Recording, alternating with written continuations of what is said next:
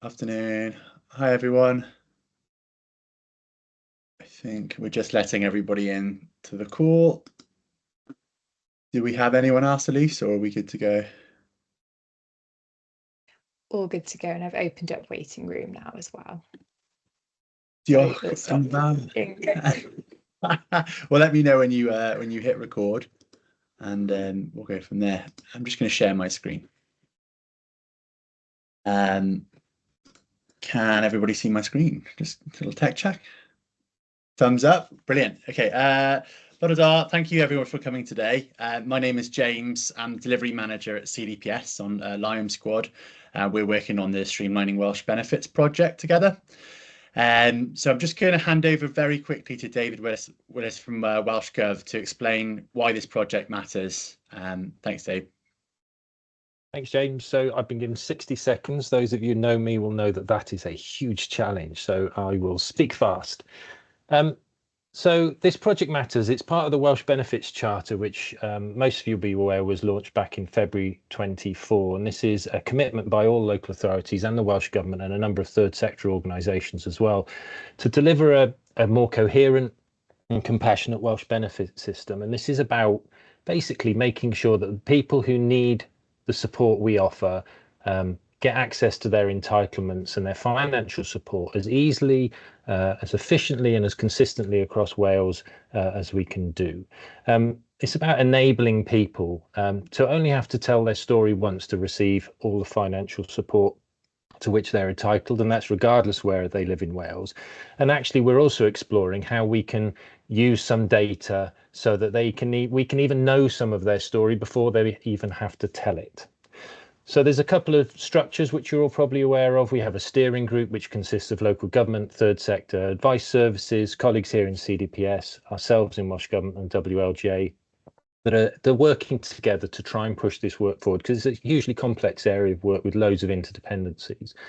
We're also working very closely with the Senior Responsible Officer group in local government, who are vital in inputting the sort of the working knowledge that we need to test the sort of theories that we're coming up with and to work with us to deliver some pretty innovative solutions that we're hoping we can put forward. So hopefully you'll be aware that we've delivered a phase 1 route map.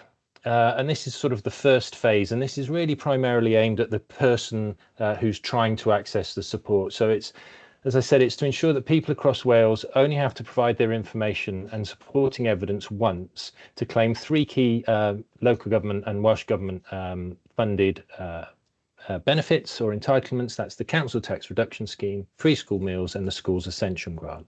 And again, as I said, it's how the claimant accesses or is provided with their entitlement. So it's not necessarily about the back office stuff, but the back office stuff will obviously interface with that and will give us some of the challenges that we have, but it's primarily about how we can reduce the burden on them when they come forward.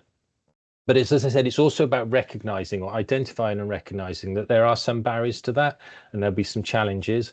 And the work the CDPS are doing on this and discussing with you today is part of that. There are many other parts within the route map which will also look at some of the other key areas, such as the availability and use of data, the technical challenges within local authorities, various processes, the legislation that we might own as well. But I think it's important to remember then, having said all that this is the first phase. It's about what the customer sees and what they experiences. It may identify process challenges in the system. It will hopefully identify opportunities for doing things differently and how we can work better together. It may require, or it will likely require, some change to respond to both of those, the challenges and opportunities. But I think in partnership with local government and retaining the overall values of the Welsh Benefits Charter, I'm hoping we'll be able to deliver that compassionate and coherent Welsh benefits system in here in Wales. So that's kind of why we're doing it. And as I said, CDPS work today is 2 of the really important early stages in that. So with having said all that, then I will hand you back to James and hopefully stuck within the 60 seconds-ish. Yeah, it's brilliant. Thank you, David. Diolch yn fawr. So what does that look like from a project perspective for CDPS? So we've got a full multidisciplinary team with delivery, product, 2 user researchers, 2 service designers, and our SRO, head of UCD, CDPS. So we have a clear team, clear squad, and reporting structures. this project is into its 4th sprint now, and these show and tells will be every other week now, and the details will be sent out in calendar markers after this call, and in the chat as well. But we set out to look at how we were going to do the work on a practical level. So we separated it into 2 work streams. So we've got a user research work stream and a service design focused work stream as well, which we'll be covering both today. So work stream 1, how might we make it easier for marginalised people in Wales to find and access and receive the benefits they're entitled to? So that's the user research, and the service design is how, just to echo David's point, how might we make it easier for people to access multiple benefits, the 3 David mentioned, while reducing duplication and admin burden for local authorities. So the objectives then for those 2 work streams are understand how marginalised people in Wales experience the benefit system, find out what stops them from getting the support they should have, and learn how they're using the 3 Welsh benefits as well. And then to the service design workstream then is testing a streamlined user experience concept with Welsh councils, check if it's feasible, viable and desirable, and build support from councils to help it grow. So if I hand over now to my colleague Tom, user researcher, take it from there. Thank you very much. Thanks, James. Hi, everyone. Yeah, I'm Tom Brame. I'm leading the user research on the research with marginalised groups. So in terms of the background to this work stream, it's fairly widely agreed that most vulnerable in society struggle most to access benefits. But we also aware that there's limited understanding how certain vulnerable and marginalised groups and people experience the Welsh benefit system. Not enough of that research has been done, and that's what we want to focus on. And whilst we want to streamline and rationalise the benefit system to suit everyone, without a clear understanding of the experiences of these specific marginalised groups and particularly the barriers that they face, it's not going to be possible for us to design a meaningful or user-centred Welsh benefit system. So the research objectives and scope, there's kind of 3 key points here. And the first is that we want to gain an understanding of the lived experience of people from the following marginalised groups as they navigate the current Welsh benefit system. These 5 marginalised groups were identified by our project core team. I think they were kind of prioritised by the team and chosen to help us kind of focus on some of the groups we understand least about. So we had disabled people, carers, single parents, people from minority ethnic backgrounds, and people with no recourse to public funds, primarily people seeking asylum. So we want to understand the key challenges and barriers that prevent these people from accessing the support they're eligible for. And then we also want to understand more specifically their experience of accessing those 3 devolved benefits as well.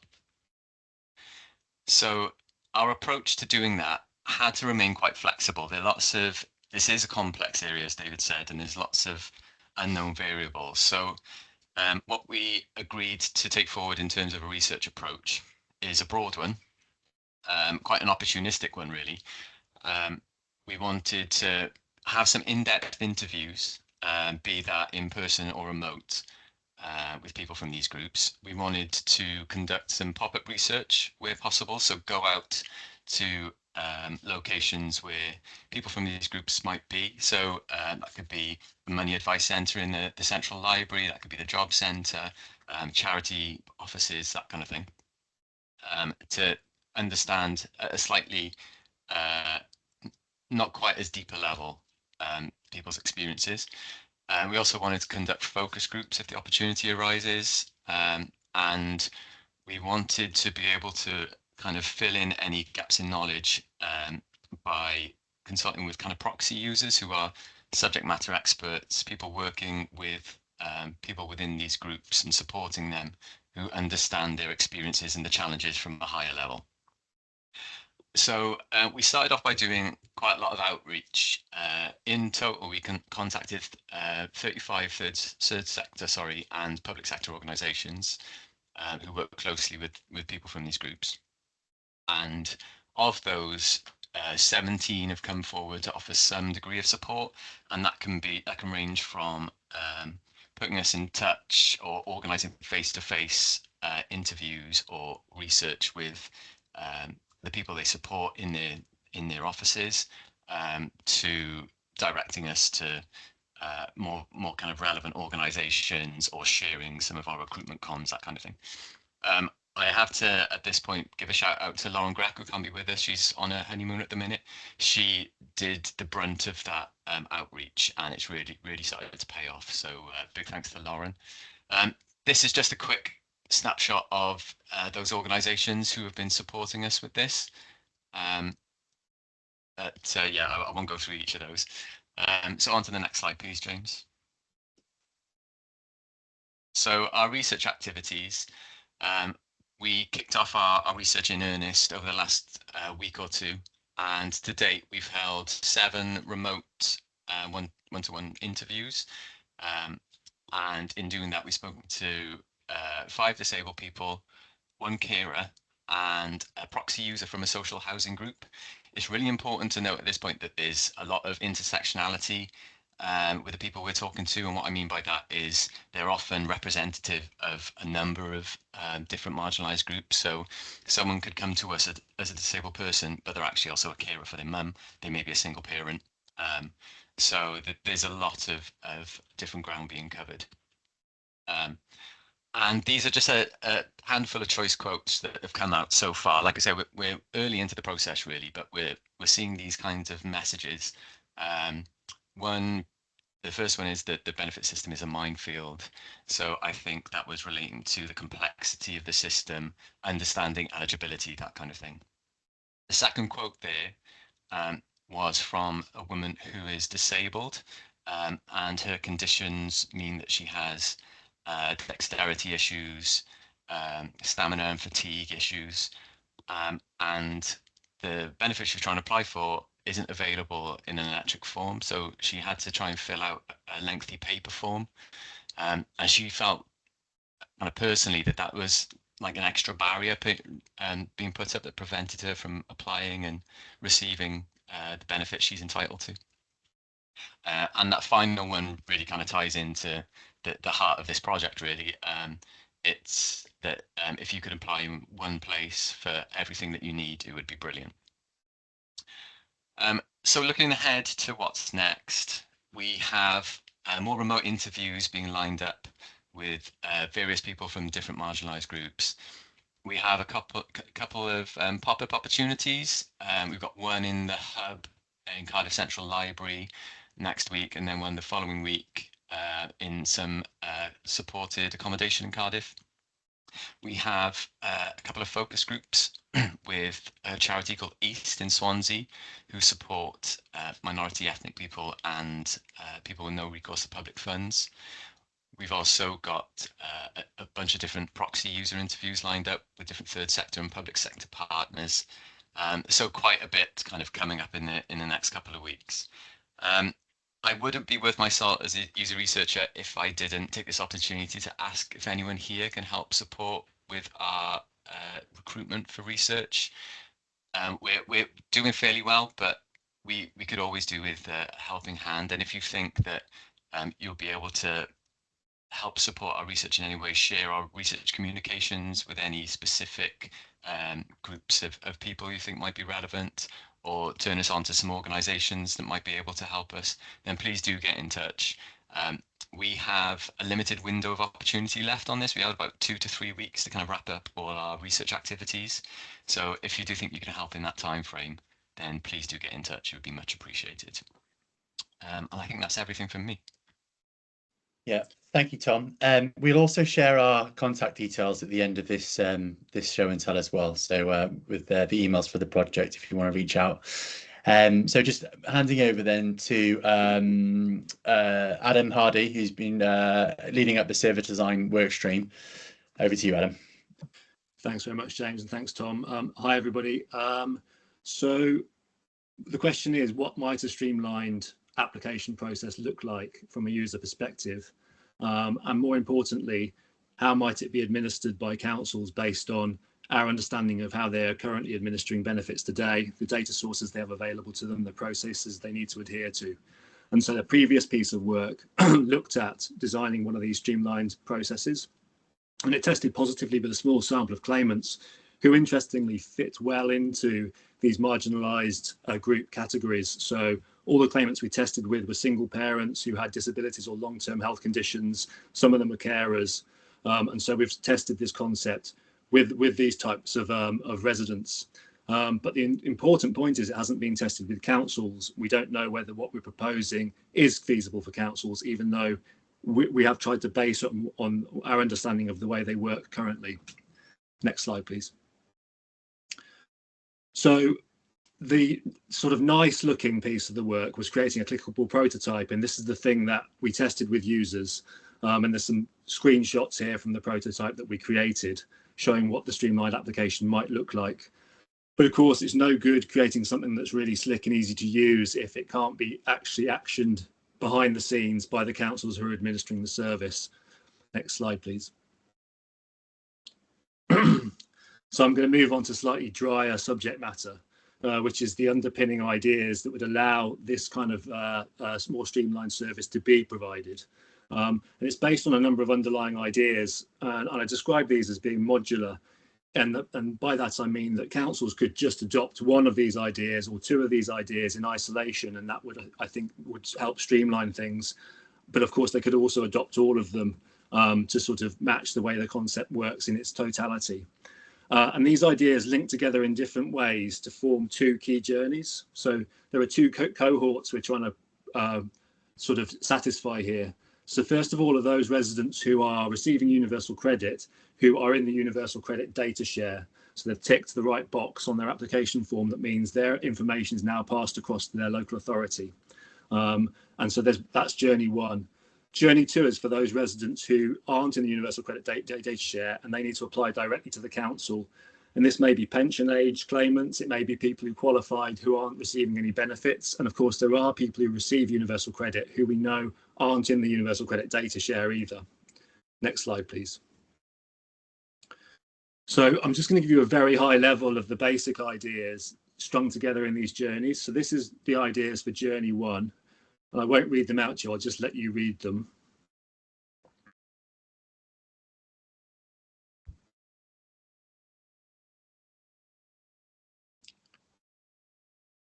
And in summary, what this allows a council to do is take a proactive position of doing work on behalf of the resident without them asking for it, and then prompting them directly when they need additional information. For example, if they need to know a resident's bank details or the school their child goes to in the year they're in, etc. And note that that's step number 4 can be removed by some councils. Those who have joined up their free school meals and SEG processes with their admission systems will already know some of that information, so that can be further streamlined. Next slide, please. So then we go to journey 2, and these for those who are applying directly, and I'll let you read this one.